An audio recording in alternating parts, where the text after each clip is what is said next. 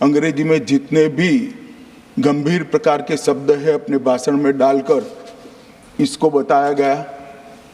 मैं सदन के सामने स्पष्टता करना चाहता हूं, 23 जुलाई को केरल सरकार को अर्ली वार्निंग भारत सरकार की ओर से दी गई।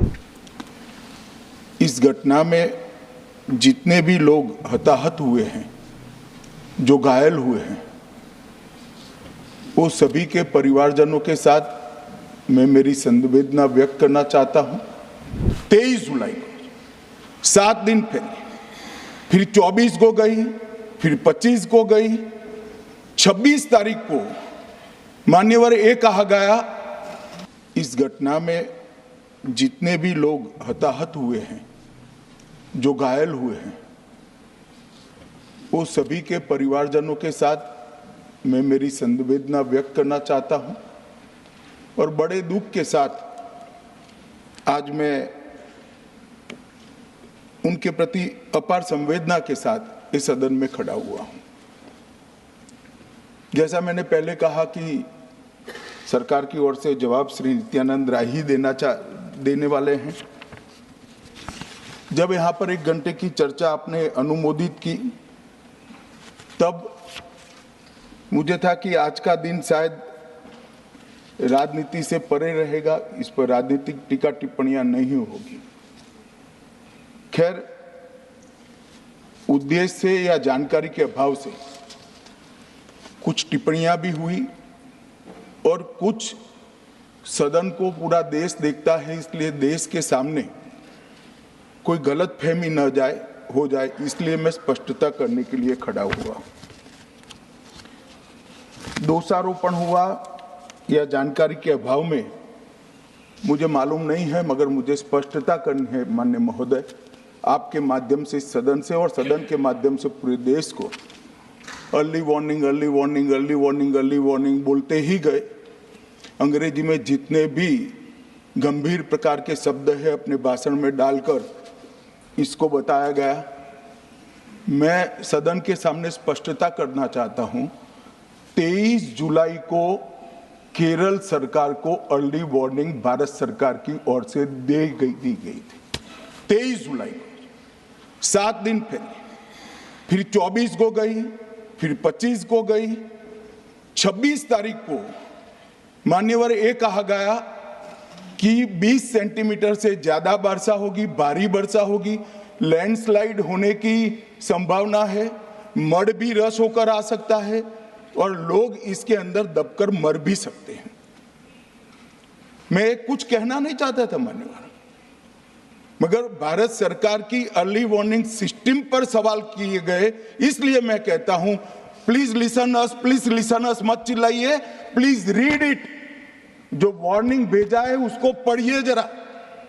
और इस देश में कई राज्य सरकारें ऐसी हैं जिन्होंने इस प्रकार की वार्निंग का उपयोग कर कर जीरो कैजुअलिटी डिजास्टर मैनेजमेंट किया है। मैं ओडिशा राज्य सरकार के लिए भी, उस वक्त हमारी नहीं थी, नवीन बाबू की थी, हमने 7 दिन पहले साइक्लोन का अलर्ट भेजा, सिर्फ एक व्यक्ति मारा गया, वो भी गलती से मारा गया। गुजरात सरकार को हमने साइक्लोन का अलर्ट 3 दिन पहले भेजा, एक पशु भी नहीं मरा सर। मगर मैं बड़ी विनम्रता के साथ कहना चाहता हूं कि आप जो घिसे पिटे शब्द यहां लेकर आए हैं और डिमांड ही करते जा रहे हैं, अर्ली वार्निंग सिस्टम है। भारत सरकार ने 14 के बाद अर्ली वार्निंग सिस्टम के लिए 2000 करोड़ रुपया खर्च किया है और इसको साझा किया जाता है मान्यवर। 7 दिन पहले हर राज्य को सूचना भेजी जाती है और वो सूचना साइट पर सबके लिए भी उपलब्ध है, माननीय सांसदों के लिए भी उपलब्ध है। मगर कुछ लोगों को है कि यहाँ की साइटें खोलते ही नहीं है, विदेश की ही खोलते हैं। तो अब विदेश में तो इसकी अर्ली वार्निंग सिस्टम आएगी नहीं, हमारी साइट देखनी पड़ेगी मान्यवर। वर्षा, 1 मिनट आप सुनो भाई, मैंने ध्यान से आपको सुना है, सुनिए जरा। नो डोंट प्लीज, इस तरह से नहीं चलेगा, सदन है। I will not allow. The facts and figures and details are being imparted. Please, मान्यवर, Honorable Minister. मैं तो उस उद्देश्य से ही कहता हूं इसको सुनकर सभी राज्य अलर्ट हो, अर्ली में अलर्ट हो जाए।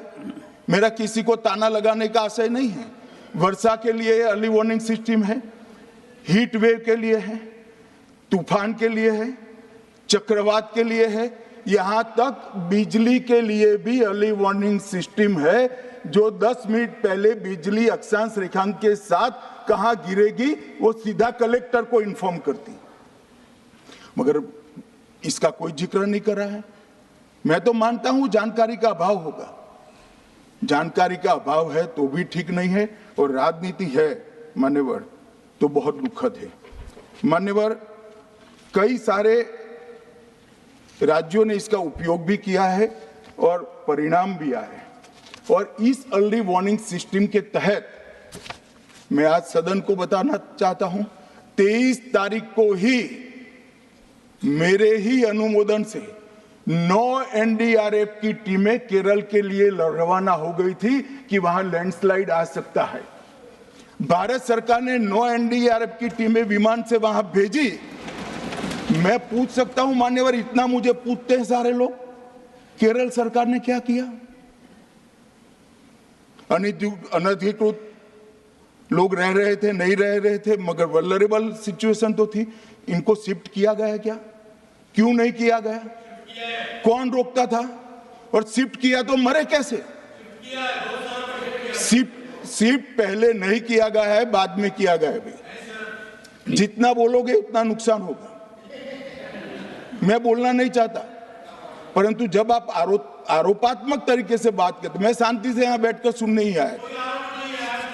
मान्यवर, मैं आज आपके माध्यम से कहना चाहता हूं कि early warning system Narendra Modi ji 2014 में प्रधानमंत्री बने, 2016 से ये प्रोजेक्ट चालू हुआ और 23 तक दुनिया की सबसे आधुनिक अर्ली वार्निंग सिस्टम कहीं पर है तो भारत में। और इसका 7 दिन पहले इसका अनुमान देने वाले 4 ही देश है, उसमें से एक भारत है। मगर उसको पढ़ना पड़ता है, डिमांड करने से कुछ नहीं होता। मान्यवर, जो उन्होंने कहा कि भाई डिजास्टर के पैसे रिलीज करने का राज्य के साथ पास अधिकार नहीं है, वो गलत है। मान्यवर, मैं इसकी भी स्पष्टता करना चाहता हूं क्योंकि सदन का रिकॉर्ड साफ रहना चाहिए।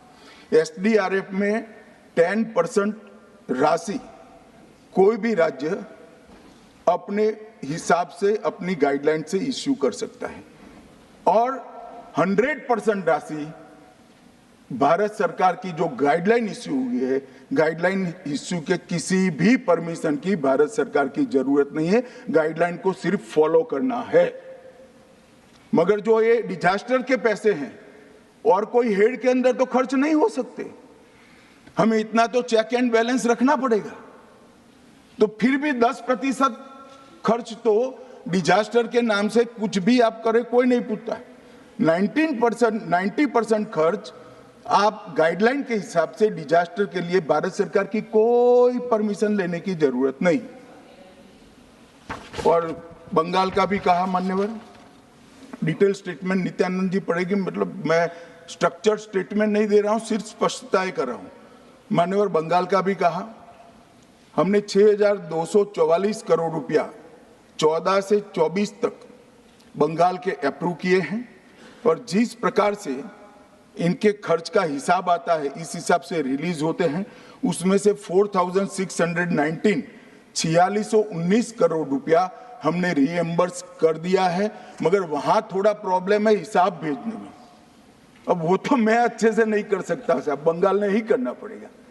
अकाउंट देना पड़ता है तो सरकार है, कोई पॉलिटिकल पार्टी नहीं है ना। सरकार के कुछ रूल्स होते हैं, रेगुलेशन होते हैं, अकाउंटिंग सिस्टम होती है, एजी का ऑडिट होता है। हम किसी को नहीं मानेंगे तो थोड़ी तकलीफ आएगी, मगर धीरे धीरे आदत पड़ रही है, इंप्रूवमेंट आया है। इसीलिए 6244 में से 4619 करोड़ रुपया इनका रिलीज हो चुका है। और मैं फिर से कहना चाहता हूं मान्यवर, अर्ली वार्निंग सिस्टम दी गई थी, इसीलिए 23 तारीख को हमने एनडीआरएफ की 9 बटालियन वहां पर 9 बटालियन वहां पर हमने भेज दी थी, और 3 कल रवाना करी है। एनडीआरएफ की बटालियन उतरने से भी अलर्ट अगर हो जाते तो काफी कुछ बच जाता। मगर मैं किसी पे दोषारोपण नहीं करना चाहता हूं। ये समय है केरल की सरकार के साथ खड़ा रहने का, केरल की जनता के साथ खड़ा रहने का, और जो लोगों की हानि हुई है उनके साथ खड़ा रहने का। मैं सदन को विश्वास दिलाना चाहता हूं, irrespective of party politics, Narendra Modi सरकार केरल की जनता और केरल की सरकार दोनों के साथ चट्टान की तरह खड़ी रहेगी। किसी को संशय रखने की जरूरत नहीं। Honorable Minister of State in the Ministry of Home Affairs, Shri